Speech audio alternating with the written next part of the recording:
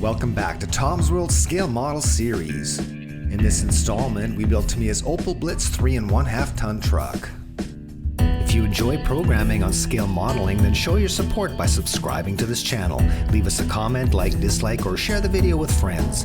Clicking the notification bell gives you alerts when we post new content, or visit the channel Tom's World for a friendly visit for a complete list of all our videos. Our unboxing video revealed another solid release from Tamiya's World War II line of military vehicles. In the box we found clear instructions, beautifully molded parts, and 2 bonus sprues containing oil drums and jerry cans.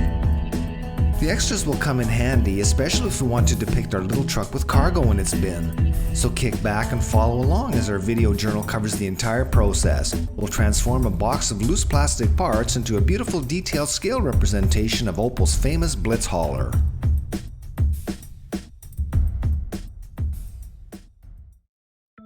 Although heavy armor and epic tank battles tend to capture the imagination of World War II era military modelers, it's often the lesser known vehicles that make interesting subject matter for our scale model projects. I would argue the Blitz truck had far more an impact on Germany's war efforts than did the vaunted Panther or even the legendary Tiger tanks. I know that's armor builder sacrilege, but for me, building vehicles like the Jeep and Kubelwagen, the Universal Carrier, the CCKW, and the Opel Blitz are definitely fun and refreshing distractions from mainstream armor fare. There's also something about the Blitz's lines and that ornamental grille that captures a 30s era classic truck vibe so beautifully. Step 1 has to start the build-up of the frame, including the bottom of the oil pan and transmission, the gas tank, and other various and sundries. And here are the parts all cleaned up and ready for assembly. As always with Tamiya kits, we find various alignment aids on the parts, like these pin and guide holes on the frame and gas tank. We find part alignment features like this on practically every part, which makes incorrect assembly nearly impossible. Still, we want to follow our instructions carefully and dry fit our parts before gluing them.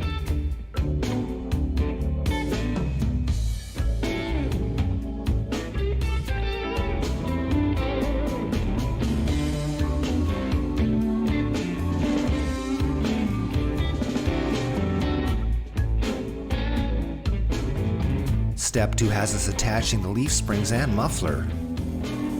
We find more alignment pegs and holes on the leaf springs. One peg is thicker than the other to ensure the springs are installed facing the correct direction.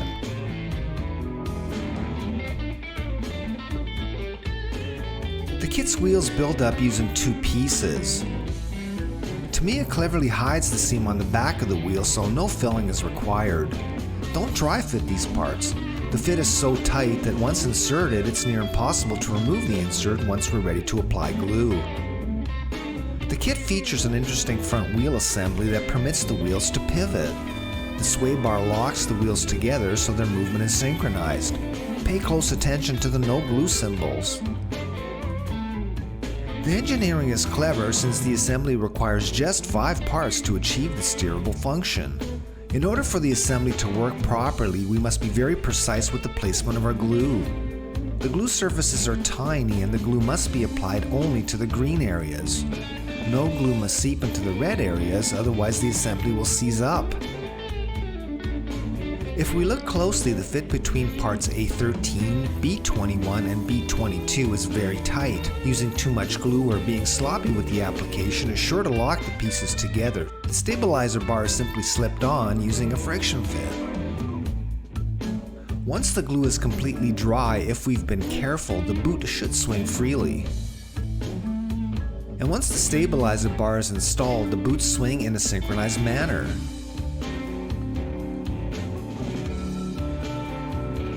Moving on to step 4. Here we attach the front steering assembly, drive shaft, rear differential, and a stowage bin to the frame. The single differential confirms that the Blitz is a 4x2 with only its rear wheels being powered by the engine. Oddly, the stowage bin is uncharacteristically lacking alignment pins. The frame does have a square-shaped witness mark, but it is possible to attach the bin upside down. The correct orientation is with the padlock on top, like this. And here's the completed frame. The wheels are easy to assemble, and as we've seen, the seam is hidden on the back side. The wheels also have polycaps, which make removing, painting, and reinstalling the wheels easy. Polycaps are a great feature that are common to most Tamiya vehicle kits. The Blitz's dualies are two interlocking wheels on the back. Once assembled, they look great right out of the box. Step 7 has us install these spindly brackets which support the cargo bed. We have to make sure these brackets are straight and aligned. Inspect your work from various angles to check the alignment. Getting these wrongly placed will make installing the cargo bed very difficult later, so investing a little extra care now is very important. In general, the kit builds up easily, but it does have its share of small and delicate parts. These door handles, hood feature, and driver sticks are good examples. Care is needed when handling these parts. The kit also, unfortunately, has its share of annoying knockout scars. These 4 are located on the inside of the cab roof. I'm leaving these alone since they're almost impossible to see on the finished model, but for contest building, these should be filled. Each of the cab doors has 5 scars. These are easy to get at, so I smoothed them down with sanding sticks. The inside of the back cab wall also has a total of 8 scars. Thankfully, the bottom 4 are covered with the cab floor and back cushion. But the top 4 holes will have to clean up. 2 scars are recessed and 2 protrude, and each is shallow, so a scraping action with our number 16 blade renders the surface smooth. And here's the prepared panel for painting. Unfortunately, our knockout scar woes don't end there. Our unboxing revealed nasty depressions on the inside of the bed sides. They're difficult to fill and sand due to the surrounding wood texture. And 20 scars in total means a lot of room for error. With my skills, and not to mention my patience level, I thought it near impossible to blend the filler perfectly on 20 holes. According to kit reviews and forums, these scars have been the bane of builders since the kit's release in 2008. It's interesting to note that even the finished product shot that appears on the Tamiya box shows the builders left their scars unfilled. Shame on Tamiya builders for this rather hideous oversight. To get some opinions on the matter, I logged on to a couple of model building Facebook groups that I like to visit. I asked people who built the kit to sound off and to suggest how they dealt with the scars. Suggestions included hiding them with cargo or a canvas cover. Other people enthusiastically egged me on to accept the challenge of filling these awkward scars. It was amazing how many creative solutions people came up with. To be honest, I always planned on filling or covering the cargo area, just like these builders who posted pictures of their Opel models on my post. Depicting cargo or a canvas cover is, in my opinion, far more interesting, and it shows the vehicle under conditions that it was used in real service. The choice is aftermarket or scratch building. Several manufacturers offer great products. Value Gear has an entire resin line, beautifully sculpted, reasonably priced, and easy to order. Meg makes a nice canvas cover, and Royal Model has this interesting product. One of my favorite aftermarket manufacturers, Def Model, also has a new product in development. I'm looking at their cover for the RSO German tractor, and if the Opel cover is anywhere near as good, it should be spectacular. Our build continues by stippling a little Mr. Surfacer 500 onto our muffler and exhaust pipe. This gives the surfaces the appearance and texture of rough, flaky metal. Wartime pictures of the Blitz often depict dents in the soft sheet steel fenders. I wanted to replicate these on my model, so I started by creating soft gouges in the plastic using a wooden carving bit mounted in a hand drill. Then with a sharp blade, we gently smooth the edges. And finally, we go in with some fine steel wool to further refine and blend the edges. The finished look is quite convincing, and we later accentuate this detail by dry brushing metallic paint over the dented edges.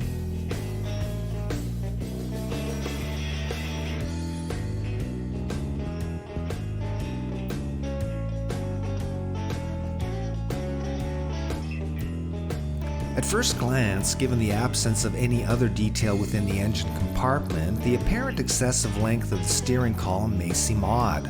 A much stumpier column would surely suffice.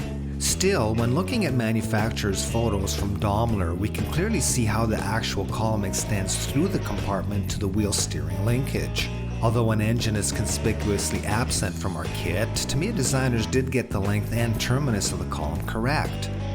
An accurate if not over-engineered and excessively long part. There are a number of brackets to install on the bottom of the bed floor as detailed in step 18. More about attaching the bed to the frame later, but parts A8, 836, and 837 all have to be square with the bed bottom. Although the kit is superbly engineered, successfully mounting the bed to the frame relies on getting the main brackets as near to perpendicular as possible. The kit doesn't have an overabundance of parts, so it doesn't take long to clean up and prepare the pieces for painting. Wherever practical, I try to mask any surfaces which will get model glue and which constitute joint surfaces that have to be strong. We can always scrape away unwanted paint later, but masking saves us the hassle. We have great latitude when painting the Blitz since it served throughout the war years. Possible paint schemes include desert tan and variations of practically any red, brown, green, and dark yellow camo patterns. I'm settling on the early war German gray. The model's construction is similar to how model aircraft are built up. That is, we pre-paint and seal up the crew compartment, mask the clear parts, and then finish the rest of the model. I therefore limited my first painting batch to cab interior surfaces, the frame, and tires. As always, I overcoat everything with a flat black enamel base applied with an airbrush. I'll hairspray chip the cab floor so it gets a coat of wood-colored buff enamel, then a coat of Tamiya acrylics, XF63 German gray, lightened with a little XF flat white, cut about 50-50 with lacquer thinner.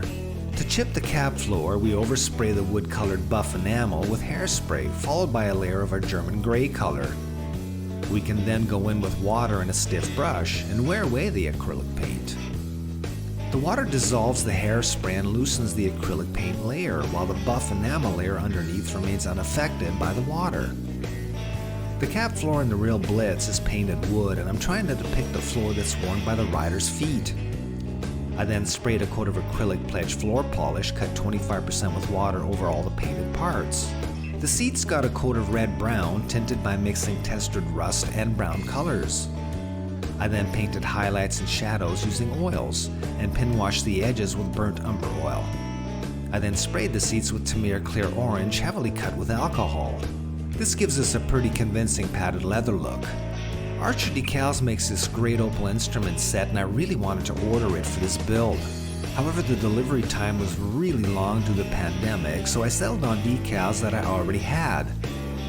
Of course, the instruments are totally wrong for the Blitz, but I'm willing to live with the compromise. It's still better than not having any instruments at all. An oil pin wash comes next, and I mixed up my favorite light sienna color using brown, white, yellow ochre, and a touch of green. The mixture is heavily diluted with mineral spirits, so it flows off the brush through capillary action when we touch it to the model surfaces. Once the oil paint is sufficiently dry, using a large soft brush, we dab the edges to blend the color and to remove tide marks. And here's the finished look. The pin wash replicates the way dirt, dust, and grime collect in the nooks and crannies of real vehicles which are exposed to the elements. I also dabbed and blended a little black and off-white oil paint on the flat surfaces to create depth, discoloration, shadows, and highlights. We can now assemble the cab.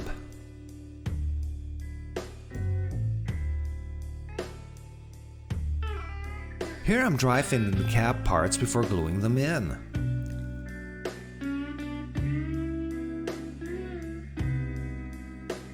The fit on the door hinges is tight, and we can pose the doors open if we want.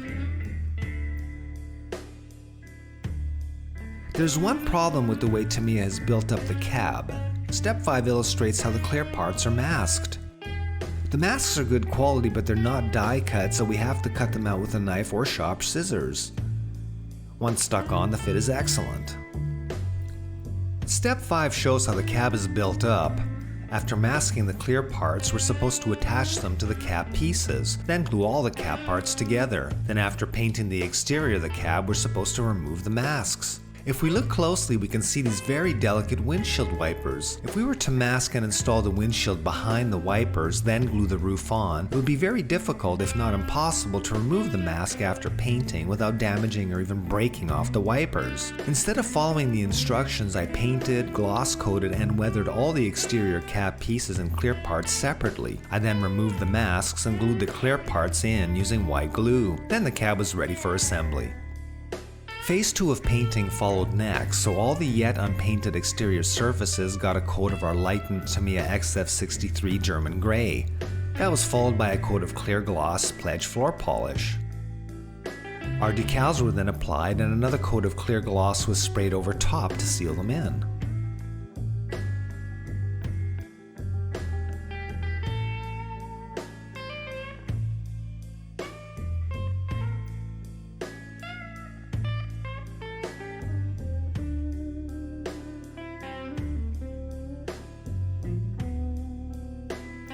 To weather the outside of the cab, I first applied some streaking. I draw lines of various oil paint colors in the direction water and moisture would run down the vehicle. Then using a large flat brush soaked in mineral spirits, we drag the brush down the surface. How pronounced we make the streaks is really a matter of taste, but I like subtle streaks, so I remove most of the paint. Once dry, we're left with subtle discolored streaks which replicate the way dirt and grime run down vehicles when they're exposed to rain and moisture in the field. The video lights accentuate the effect, but in person the streaks are very light and subtle.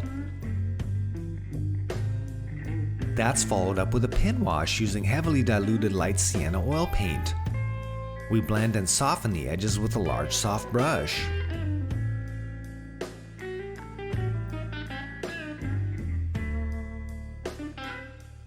I then blend in some black oil paint to create discoloration, and a little off-white is applied to create highlights and sun fading. And here's the finished look. The process really helps to bring an otherwise flat surface to life. Time to complete the frame, wheel hubs, and drivetrain components. Using my soft lead pencil, I'll give certain parts a shiny bare metal look. Over top the flat black enamel layer, I simply color the part with the pencil. I press hard with the pencil to deposit and buff the graphite onto the part. Rubbing the part with a cotton swab really helps bring up the shine. I use these pigment powders to add rust color to certain parts. I dry rub the pigment powder on the muffler and exhaust pipe. On the real vehicle, these parts get intensely hot, so the paint burns off and the metal corrodes. Here's the finished look. And here's the completed frame with everything attached. With everything painted and weathered, I dry fit the cab to the frame.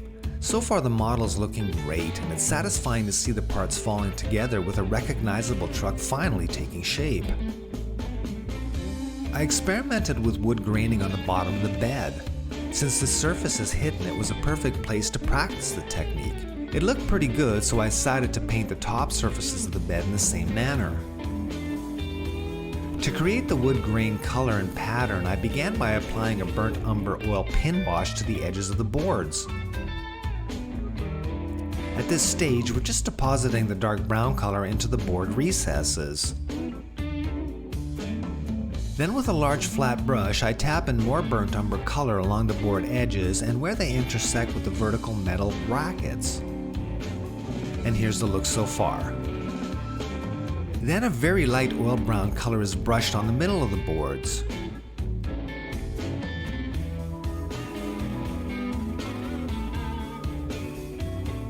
I then gently blend the colors together. I then dabbed on a little very dark gray oil over top the metal brackets to make them stand out from the wood boards. A little black oil paint is then dabbed on the edges where the metal meets the wood to create a shadow. We continue the process of adding color and blending until we're satisfied with the look. I settled on a dark wood color, almost like walnut, to match the overall dark gray scheme of the vehicle. We could depict other types of wood, say pine or oak, by using lighter brown or golden tones. We can now begin our final weathering, and it's time to gunk up the bottom of the vehicle. Before starting, we'll gather up a few supplies including pigment powders in light sienna, dark mud, and light dust colors, 2 soft brushes, and a little cup of isopropyl alcohol. We covered this process in more detail in other videos, so just a quick summary here. We start by depositing little piles of the light sienna color all over the surface. The powder is built up around the structures to mimic the way dried mud collects on the bottom of real vehicles. Then a little of the dark mud is sprinkled here and there. We tap the pigment off our brush to get the sprinkling action. That's followed by a few sprinkles of the light dust color. We can gently blend the colors together to avoid unsightly spots. The area is then flooded with alcohol to fix the pigments in place.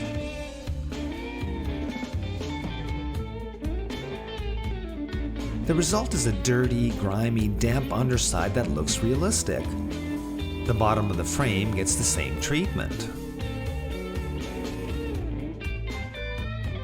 I did encounter a problem when attaching the cab to the frame. There was a little lip on the gas tank that was interfering with the rear wall of the cab.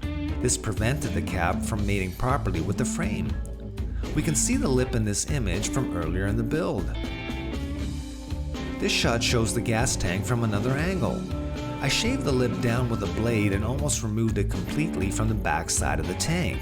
This area is totally hidden, so our alteration will be invisible. This shot shows the trouble spot.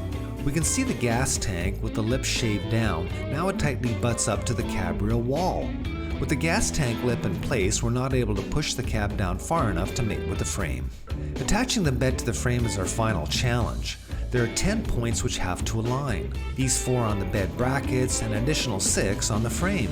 These are the spindly brackets we looked at earlier, and we can now see why it's important to get these straight and aligned when we installed them. These brackets have a bit of flex, so we can bend them to coax the slots into their respective holes. I did file the thickness down on these little tabs, which really helped to get them seated tightly. Again, make sure to install all these brackets straight and square and dry fit your work. Otherwise, getting the bed to mate with the frame can be difficult and frustrating in the extreme.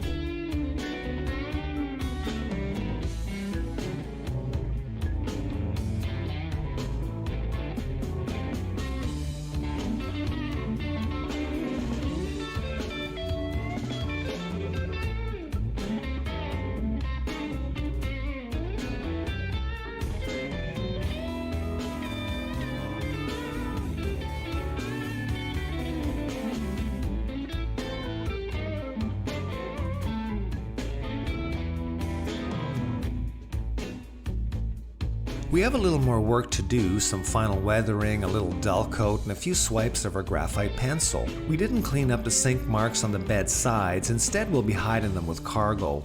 We'll settle for an empty bed for now, but we'll look at adding cargo to our Blitz in a separate upcoming follow-on episode. And with that, our little hauler is ready for its photo shoot.